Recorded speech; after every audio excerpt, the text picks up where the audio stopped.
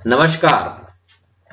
मैग्नोलिएसी कुल पर हम चर्चा लगातार कर रहे हैं। मैग्नोलिएसी के दो पार्ट फर्स्ट और पार्ट सेकंड में हम चर्चा कर चुके हैं, डिस्कस कर चुके हैं इसकी वर्गीकृत स्थिति की, इसके रेंज ऑफ वेजिटेटिव कैरेक्टर्स की, इसके रेंज ऑफ फ्लोरल कैरेक्टर्स की, इसके पुष्प सूत्र और पुष्प चित्र पे हम चर्चा उस दौरान कर चुके हैं। आज बहुत महत्वपूर्ण बात पर हम डिस्कस करेंगे। एक तो इस फैमिली के विभेदक लक्षण, इस फैमिली के प्रिमिटिव कैरेक्टर्स, इसको प्रिमिटिव क्यों माना जाता है, और इसकी जाति गतिता अर्थात फाइलोजेनी की चर्चा हम इस दौरान करेंगे। सबसे पहले हम देखने जा रहे हैं मैग्नोलिएसी की विभेदक लक्षण अर्थात डिस्टिंग्विश कैरेक्टर्स ऑफ मैग्नोलिएसी। इसके जो लाक्षणिक गुण है, प्रमुख लक्षण है, उनको हमने सूचीबद्ध कर इस स्लाइड में हम देख रहे हैं। जो इंपॉर्टेंट कैरेक्टर्स है उसमें सबसे पहला कैरेक्टर्स है, इस फैमिली में जो आने वाले मेंबर हैं वो मोस्टली मेंबर्स आर शर्ब्स और ट्री।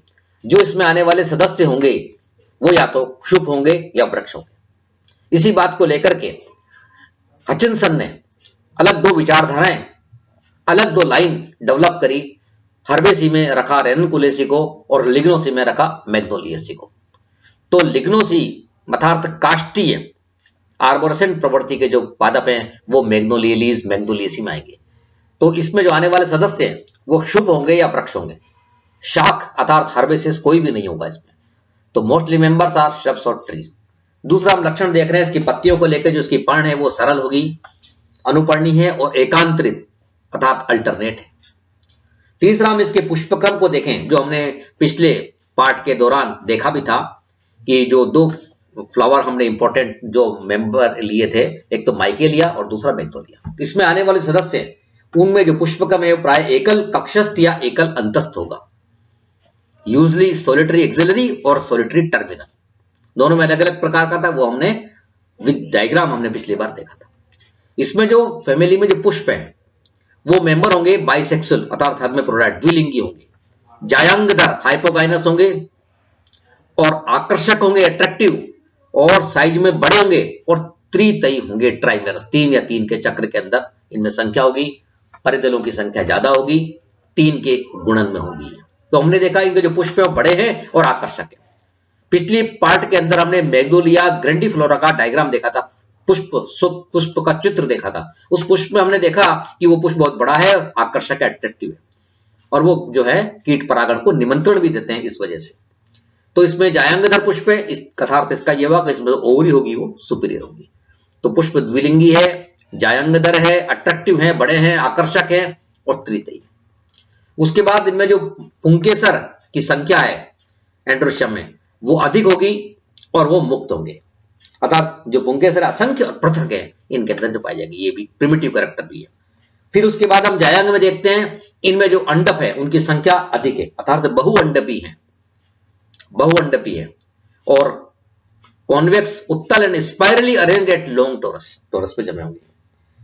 जो जायांग है वो बहुअंडपी है और उत्तल एवं ऊंचे पुष्पासन पर चक्रिक क्रम में विन्यासित होगा, ये हमने बात करी। लंबे टोरस पर गायनाफोर जिसको कह रहे हैं उस पर ये विन्यासित होगा, ये भी हमने एक चित्र पिछली बार देखा था।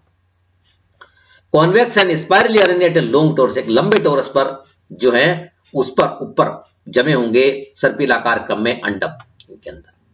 और अगला जो बहुत महत्वपूर्ण कैरेक्टर है वो है फल। इसका जो फल है वो हो सकता है बेरी, समारा या फोलिकल, फोलिकलों का समूह, फोलिकलों फोलिकल्स। इस प्रकार का इनका फल होगा फैमिली मैग्नोलिएसी में आने वाले मेंबर्स का। तो ये हमने यहां पर देखा सूचीबद्ध किए हुए डिस्टिंग्विश कैरेक्टर्स ऑफ मैग्नोलिएसी, जो इसके विभेदक लक्षण है, जो प्रमुख लक्षण है। और इसमें देखा हमने बहुत से लक्षण जो है रेनकुलेसी से संबंधित है, और सबसे बड़ा जो अंतर दोनों में आ रहा है वो उसमें उनका जो पादप स्वभाव है वो शाकी है और मैग्नोलिएसी का जो पादप स्वभाव है वो शुभ या वृक्ष प्रकार का है। इनके अलावा जो कैरेक्टर हैं, एक टोरस की बात करें, लंबे स्पाइरली अरेंज्ड टोरस वो मैग्नोलिएसी में है। इन दो बातों को छोड़ दें तो अधिकांश जो समानताएं नजर आ रही हमें रेनकुलेसी में, मैग्नोलिएसी के जो दोनों एक प्रिमिटिव है। अब हम देखते हैं इसमें से निकाल करके, इसमें से छांट करके कि मैग्नोलिएसी के प्रिमिटिव कैरेक्टर्स क्या हैं, अर्थात इसके आदिम लक्षण, जिस वजह से इस फैमिली को पुरातन माना गया, प्रिमिटिव माना गया, उस कैरेक्टर्स को हमें सूचीबद्ध करके लिख रहे हैं। सबसे पहले हम देख रहे हैं कि इसके जो अधिकांश मेंबर है वो मोस्टली मेंबर्स आर श्रब्स और ट्री। ये प्रिमिटिव कैरेक्टर होता है, पादप स्वभाव का पेड़ रूप में होना, शाख रूप में होना एडवांस कैरेक्टर होता है, और शुभ रूप में, वृक्ष रूप में होना एक जो है वो प्रिमिटिव कैरेक्टर होता है। तो इसके जो मेंबर है मैग्नोलियसी के वो ट्री आश्रम रूप में ये प्रिमिटिव कैरेक्टर है।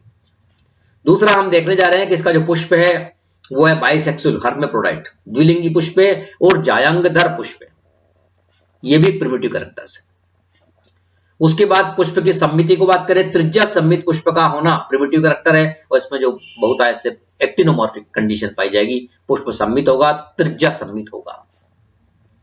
अब हम पुमंग और जायांग की संख्या को लेकर बात करते हैं। सबसे पहले पुमंग में पुंके स्तर को देखते हैं, वो असंख्य हैं और वो मुक्त हैं, ये primitive characters. Stamens are many and free, ये प्रिमिटिव कैरेक्टर्स है। उसके बाद हम जायांग में अंडकों की संख्या को लेकर बात करते हैं, ये पोलीकार्पलरी अर्थात बहुअंडपी है और प्रथकांडपी वियुक्तांडपी अर्थात एपोकार्पस है, ये भी एक प्रिमिटिव कैरेक्टर्स है। जायांग मतलब अंडकों का बहुअंडपी होना और प्रथकांडपी होना, एपोकार्पस होना, ये प्रिमिटिव कैरेक्टर, ये कैरेक्टर धारण किए हुए मैग्नोलियसी के मेंबर।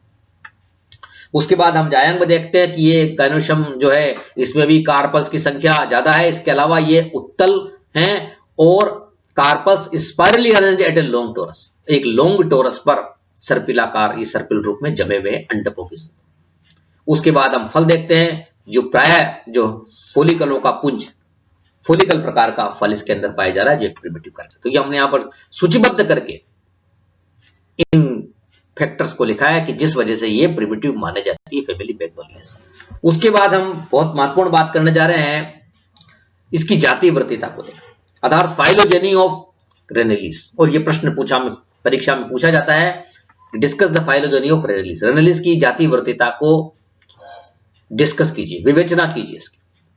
और जाति वर्तिता में हम क्या लिखेंगे, जाति वर्तिता में हम बताएंगे इसकी जो वर्गीकृत स्थिति है उसको अलग अलग ऑथर्स ने कहां कहां रखा, क्यों रखा, इसकी विकासीय प्रवृत्तियां, अर्थात बात करेंगे हम इवोल्यूशनरी टेंडेंसी की, इसकी विकासीय प्रवृत्तियां कहां पर ये रखी जानी चाहिए, वो पर वहां पर ये बात आएगी इवोल्यूशनरी टेंडेंसी में। और एक फाइलोजेनेटिक रिलेशनशिप, अर्थात जिसको कहेंगे जातिवर्ती संबंध।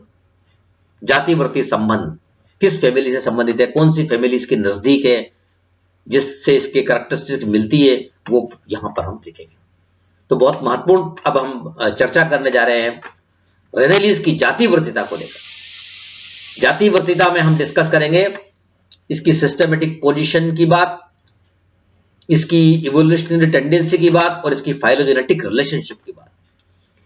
न सिर्फ ये फैमिली एंजियोस्पर्म की कुछ अन्य फैमिली से संबंधित है, बल्कि ये जिम्नोस्पर्म से संबंधित भी समझी गई है कुछ ऑथर्स के द्वारा, वो भी हम यहां पर डिस्कस करने जा रहे हैं।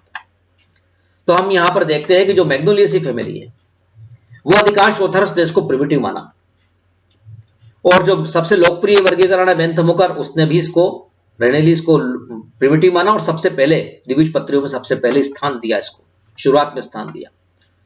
हचिनसन ने, बेसे ने, तख्ताधर ने, सब ने इसको प्रिमिटिव माना, लेकिन एंगलर और प्रिंटल ने इसको प्रिमिटिव नहीं माना। उसने इनको आर्किक लेमाइडी में, रेनेलिस में मैग्नोलियनी फिर मैग्नोलियसी को रखा और इसको द्विबीजपत्रियों के मध्य में रखा, शुरुआत में नहीं रखा। और यह सबसे बड़ी कमी शामिल हुई, कमी साबित हुई एंगलर प्रिंटल की। एंगलर प्रिंटल ने मैग्नोलियसी फैमिली को जो बीच में रखा, रेनेलिस गण को पूरे बीच में रखा, वो यहां पर, और उसमें मैग्नोलियसी शामिल है, वो इसकी कमी शामिल है। Magnoliaceae is considered as primitive family. Many authors put the Magnoliaceae under the Renelis, but Hutchinson placed the family within the Magnoliales and considered it as the most primitive among the dichotomies. Magnoliaceae is akin to Annonaceae. एक Annonaceae जो Annona squamosa की जो family है सीताफल की, उससे संबंधित है। Engler, Rendle and other botanists put the Magnoliaceae under the Renelis. इन अधिकांश जो ऑथर जिनके हमने नाम लिए हैं, इन्होंने रेनेल्स में रखा है मैग्नोलियसी, परंतु हचिनसन ने इसके लिए एक अलग गण बनाया, जिसे हमने पहले भी बात करी है। मैग्नोलियसी के लिए मैग्नोलियलेस गण बनाया और इसको एक अलग विचारधारा, अलग लाइन लिग्नोसी में रखा। But Hutchinson place the family within the Magnoliales and considered it as the most primitive among the dicotyledons. The primitiveness of this family is shown by the spiral arrangement of stamens and carpus and apocarpus pistil. Its characters also shared with the Ranunculus. ये characters वैसे ही हैं जैसे Ranunculus में थे.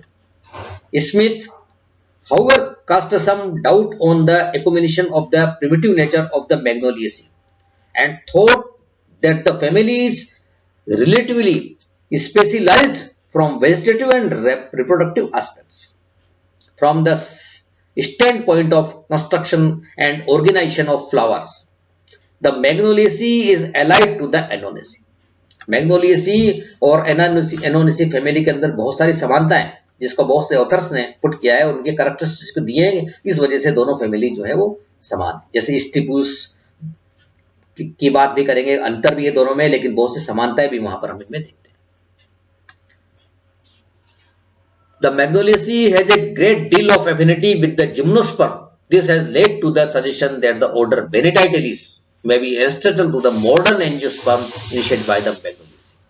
Benedictines से जो समानता है उसकी बात भी हम अभी करेंगे. The Magnoliaceae has a great deal of affinity with the Gymnosperm. और कौन सा जिम्नोस्पर्म का group? The most striking thing about the receptacles of Magnolia flower. Magnolia के फूल को लेकर हम बात करते हैं. The receptacles of Magnolia flower bears numerous spirally arranged free sporophylls. This can be compared with the strobilus of Benedictis. एक Benedictis गण का member Benedictis, consisting of a central conical axis covered with megasporophyll. This has led to the suggestion that the order Benedictis may be ancestral to the modern Angiosperm initiated by the Magnoliaceae. अबरबीजी पौधों की उत्पत्ति एवं विकास की जानकारी प्रदान करने वाले कुछ प्रमुख पादप कुलों में मैग्नोलियासी का स्थान सर्वाधिक महत्वपूर्ण है. हम शुरुआत में डाइकोट की जब शुरुआत करते हैं तो मैग्नोलियासी, जब विकास की विचारधारा की बात करते हैं तो मैग्नोलियासी से शुरुआत करते हैं. पादप वर्गीकरण वैज्ञानिकों के अनुसार भी इसे आवर्तबीजी पौधों के मोस्ट प्रिमिटिव कुलों में रखा गया है. हेलियर द्वारा मैग्नोलियासी कुल के सदस्यों में कॉन्वेक्स अर्थात उत्तल और सुदीर्घित टोरस अर्थात को कॉन्वेक्स एंड इलोंगेटेड टोरस समान पुष्पासन की उपस्थिति, पुष्पीय भागों का सर्पिलाकार व्यवस्था क्रम अर्थात स्पाइरल अरेंजमेंट जैसे लक्षणों के आधार पर इसकी तुलना फॉसिल जिम्नोस्पर्म के ऑर्डर बेनिटाइटिलिस से की जा सकती है, जिसकी बात हम कर रहे हैं. ये दो गुण जो हमने लिए हैं, एक तो बहुत इलोंगेटेड टोरस इनके अंदर है, कॉन्वेक्स और दूसरा स्पाइरल जो है फ्लोरल कैरेक्टर्स है, जिसके सदस्यों में बीजाणु पर्ण उत्पन्न करने वाले अर्थात स्पोरोफिल एक्सिस की संरचना भी इसी प्रकार की होती है जब हम जिम्नोस्पर्म बेनिटाइटिस को देखते हैं. यही नहीं, अन्य बॉटनिस्ट जैसे आर्बर एंड पार्किन तथा लोडसी के अनुसार भी मैग्नोलियासी को एक मोस्ट प्रिमिटिव फैमिली ही माना गया है. बेंसन के अनुसार इस कुल को गण रेनेलिस में अन्य 26 कुलों के साथ रखा गया है. यही नहीं, बेंसन द्वारा मैग्नोलियासी के अतिरिक्त इलियसी, विंट्रेसी, स्टिसेंड्रेसी एवं डेजिनेरेसी इत्यादि कुलों को भी प्रिमिटिव माना गया है. ये सभी जो कुल है हमने नाम लिए, सब रेनेलिस से संबंधित हैं और इन सबको भी वहां पर प्रिमिटिव माना गया है. इन सभी रेनेलियन कुलों में जितने भी रेनेलियन फैमिलीज है, इनमें परागकणों का जो परागकोश से लिबरेशन होगा वो सदैव द्विकोशीय अवस्था में होता है अर्थात बाइनुलिएसेट द्विकोशीय अवस्था में होता है और इसे एक प्रिमिटिव कैरेक्टर माना जाता है. बहुत प्रिमिटिव कैरेक्टर है जिसकी बात हमने कभी है. ब्रूबेकर और तख्ताजन के अनुसार मैग्नोलियासी फैमिली कुछ अन्य कुल जैसे हिमेटेंड्रेसी एवं डेजिनेरेसी से संबंधित स्पष्ट बंधुता प्रदर्शित करती है. यह भी बहुत महत्वपूर्ण फैमिलियां जिसके हम आगे बात करेंगे. हिमेटेंड्रेसी, डेजिनेरेसी, इनसे भी अपनी एफिनिटी शो करती है फैमिली मैग्नोलियासी. इसके जो कैरेक्टरिस्टिक्स हैं वो इनसे समानता प्रदर्शित करते हैं. तख्ताजन के अनुसार कुल हिमेटेंड्रेसी एक और एनोनेसी एवं दूसरी ओर मैग्नोलियासी से बंधुता प्रदर्शित करती है.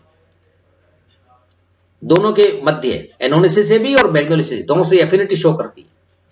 उपरोक्त तथ्यों के आधार पर यह कहा जा सकता है, ये कह सकते हैं कि कुल जो मैग्नोलिएसी है वो काष्ठी आवृतबीजी पौधों का एक आदिम कुल है। It is ancestors family of arborescent angiosperm. जो काष्ठी आवृतबीजी पौधे हैं उनका एक प्रिमिटिव फैमिली है मैग्नोलिएसी। जितने भी काष्ठी प्रवृत्ति के आवृतबीजी हैं उनकी उत्पत्ति मैग्नोलिएसी से हुई है, ये हमें कह सकते हैं। शाकीय का रननकुलेसी है और काष्ठीय का मैग्नोलिएसी है। और हचिनसन द्वारा भी इसी मत को उपयुक्त बताया गया है कि जो मैग्नोलिएसी है वो काष्ठीय आवृतबीजों का एक प्रिमिटिव फैमिली है, इनकी एंसेस्टर से, जहां से इनकी लाइन की पूरी शुरुआत हुई। तो ये हमने जो बात करी ये है एफिनिटी ऑफ द फैमिली, इस फैमिली की बंधुता, इस फैमिली की जाति वृत्तिता। मैग्नोलिएसी फैमिली की जाति वृत्तिता में इसकी वर्गीकृत स्थिति बंधुता को लेते हुए इसकी जो विकासीय प्रवृत्तियां हैं और इसके जो जाति वृत्ति संबंध है उसको हमको डिस्कस करके परीक्षा में लिखना पड़ेगा। और ये बहुत महत्वपूर्ण प्रश्न है। रेनेलिस गण की फाइलोजेनी परीक्षा में पूछी जाती है, रननकुलेसी की जाति वृत्तिता परीक्षा में पूछी जाती है, मैग्नोलिएसी की जाति वृत्तिता पूछी जा गई है। इन तीनों में समानता भी है और कुछ कुछ अंतर भी है जो हमने इन चैप्टर के दौरान, वार्ता के दौरान समझा है। इसी प्रकार से हमें परीक्षा में इन प्रश्नों का उत्तर देना है और सही सही इनको समझना है। धन्यवाद।